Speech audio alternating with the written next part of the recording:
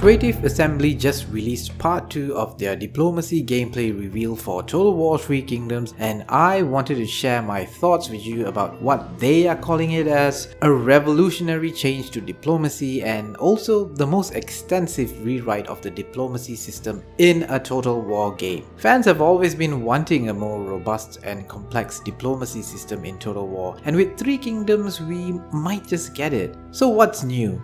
To reflect the whole character or hero-focused theme of Total War 3 Kingdoms, the relation of various characters plays a pivotal role in diplomacy. So AI warlords will now also look at friendship or rivalry status with them. Not only that, your diplomatic standing now will also take into account various actions you've taken against the faction, such as if they discover that you've used spies against them. So it's not just completely just when you declared war on them or not. When it comes to wheeling and dealing, you can now use resources to make deals instead of just cold hard cash. This is a big deal, no pun intended there. Now factions can trade resources that are bountiful for ones they desperately need. I'm thinking food will be crucial because for the first time you can now make requests for them if any one of your cities desperately need them due to famine or something.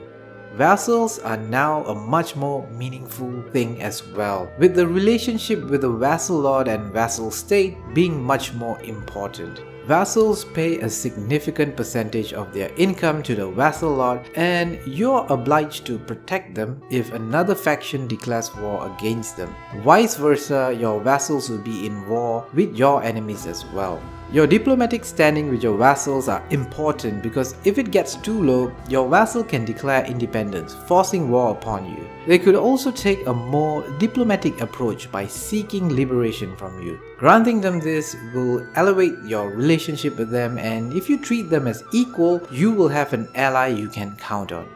You could also, annex your vassals, but there's some pretty big penalties for this. Other factions will see this as a treacherous act, and your existing vassals may just declare independence and enter a war against you. Creative Assembly has split diplomatic actions into 4 kinds: war and peace, trade and marriages, alliances, and diplomatic treaties. A lot of these have been expanded upon, but I like to touch on 2 of these. Marriages, which are making a comeback. In older Total War games, you could marry off your princesses to solidify alliances, but princesses in, say, medieval Total War were merely agents on the map. In the character-focused Total War 3 Kingdoms, you can marry off characters who could either lead your armies or govern a region.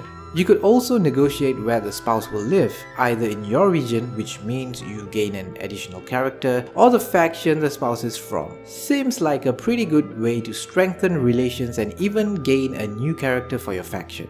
The other thing I want to talk about are coalitions, which are sort of like alliances but with a lower level of commitment.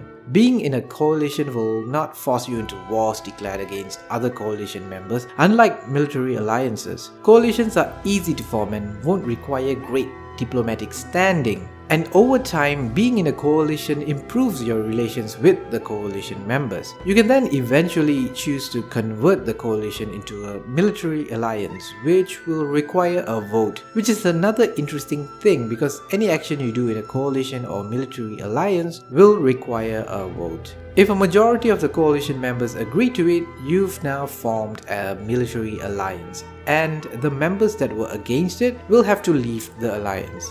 Now, one particular line in the latest blog post at TotalWar.com caught my eye. At the very end of the post, Creative Assembly says, and I quote, "The AI isn't shy about signing coalitions and military alliances of its own, and you'll see major power blocks forming as other factions' goals and interests align." I'm pleased that Creative Assembly are expanding diplomacy to such a degree, giving us more complexity and depth in building coalitions and alliances and how we can trade in much more strategic ways. But they've said such things in the past, used words like revolutionary and biggest ever redesign in Total War history. These things have become meaningless to the long-time Total War fan. CA have underestimated how much work needs to be put into the AI to make such a complex system actually work. I still remember the different theaters in Empire Total War and how the AI was absolutely clueless about it. Granted, they've made some great Total War games lately, and the bad taste games like Rome 2 Total War and Empire Total War left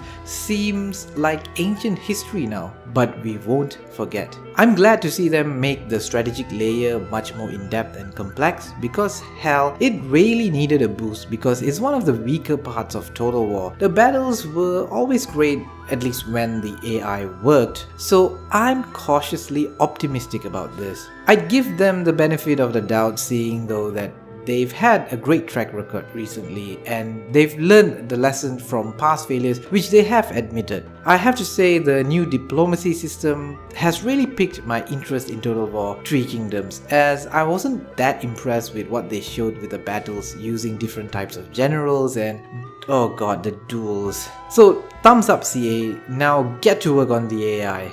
So what do you think about the changes to diplomacy? Do you like more complexity, or do you want Total War to be focused on the war aspect of things with simplified strategic options? Sound off in the comments below. If you like this video, give it a like, and if you like the content I create on strategy games, subscribe to this channel. Thanks for watching.